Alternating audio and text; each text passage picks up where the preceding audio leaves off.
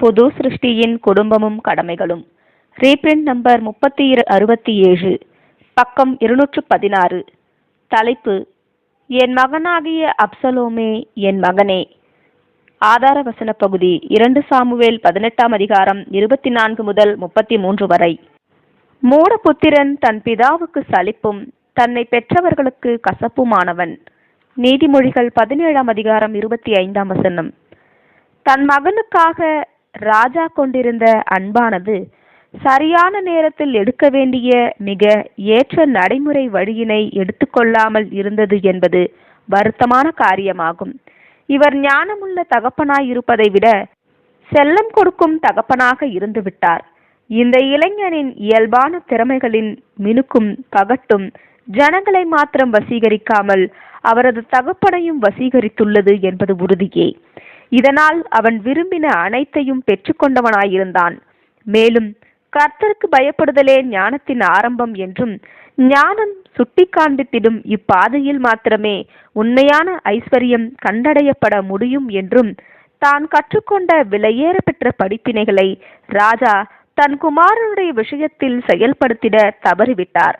தன் குமாரனுக்காய் இவர் பெற்றிருந்த ஞானமற்ற அன்பானது தன் குமாரன் தான் தோன்றித்தனமாக, அதாவது கட்டுப்பாடற்று வாழட்டும் என்றும் அதிகம் கட்டுப்படுத்தப்பட வேண்டாம் என்றும் எண்ணம் கொள்ள ராஜாவை வழிநடத்திற்று. மேலும் இப்பொழுது அவர் பின்விளைவை கண்டபோது அவருடைய இருதயம் துக்கத்தினால் துடிதுடித்தது. இப்படியாகவே அநேகம் தகப்பன்மார்களும் அநேகம் தாய்மார்களும் காணப்படுகின்றனர்.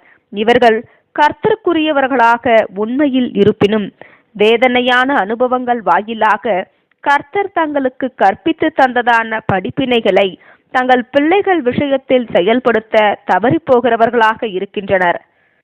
இத்தகைய அன்பின் ஞானமின்மை குறித்து விமர்சனம் தெரிவிப்பதற்கும் இதில் கிறிஸ்தவ பெற்றோர்களுக்கு காணப்படும் படிப்பினைகளை நாம் சுட்டிக்காட்டுவதற்கும் அவசியம் இல்லை. அதுவே சுட்டி காண்பிக்கிறது. மேலும் இதனை நமது பாடத்தினுடைய ஆதார வசனத்தின் வார்த்தைகளாகிய மூடபுத்திரன் தன் பிதாவுக்கு சலிப்பும் தன்னை பெற்றவர்களுக்கு கசப்புமானவன் என்று ஞானமுள்ள குமாரனாகிய சாலமோன் பேசுகையில் கனிவாக வெளிப்படுத்திட்டார். மேலும் பிரம்பை கையாடாதவன் தன் மகனை பகைக்கிறான் எனும் வார்த்தைகளையும் கவனியுங்கள்.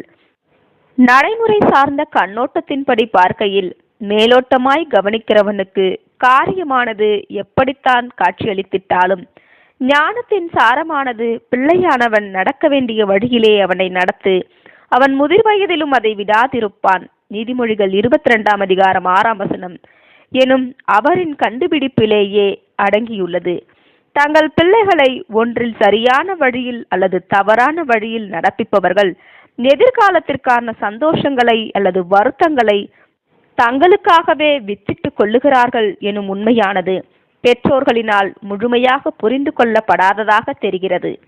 தன் குமாரன் குறித்து பிள்ளையாண்டான் சுகமாயிருக்கிறானா எனும் ராஜாவாகிய தாவீதின் கேள்வியானது தங்கள் குமாரர்கள் மற்றும் குமாரத்திகள் தொடர்புடைய விஷயத்தில் ஒவ்வொரு தகப்பனுடைய ஒவ்வொரு தாயினுடைய கேள்வியாக இருந்திட வேண்டும். ஆனாலும் தாவீது செய்தது போன்று செய்யாமல் இருப்பார்களாக. அதாவது பாவமானது முளைவிட்டு பூப்பூத்து தீமையின் கனிகளை கொணர்வது வரையிலும் காத்து கொண்டு இருக்காமல் இருப்பார்களாக. தங்கள் பிள்ளைகள் விஷயத்தில் இருக்கும் தங்கள் கடமைகளை உணர்ந்தவர்களாக குழந்தை பருவம் முதற்கொண்டே இதை நிறைவேற்ற துவங்குவார்களாக. தங்கள் பிள்ளைகள் விஷயத்தில் கிறிஸ்தவ பெற்றோர்கள் பெற்றிருக்கும் கடமையானது கர்த்தருக்கு அவர்கள் பெற்றிருக்கும் தங்கள் கடமைக்கு அடுத்தபடியானதாகும். பரிசுத்தவான்களுடைய பூமிக்குரிய கடமைகள் அனைத்தின் மத்தியிலும் பெற்றோருக்குரிய கடமையானது முதலாவதாக இருக்கும்படிக்கு கர்த்தர் சுட்டி காண்பித்துள்ளார் என்பது உண்மையே. ஆமேன்.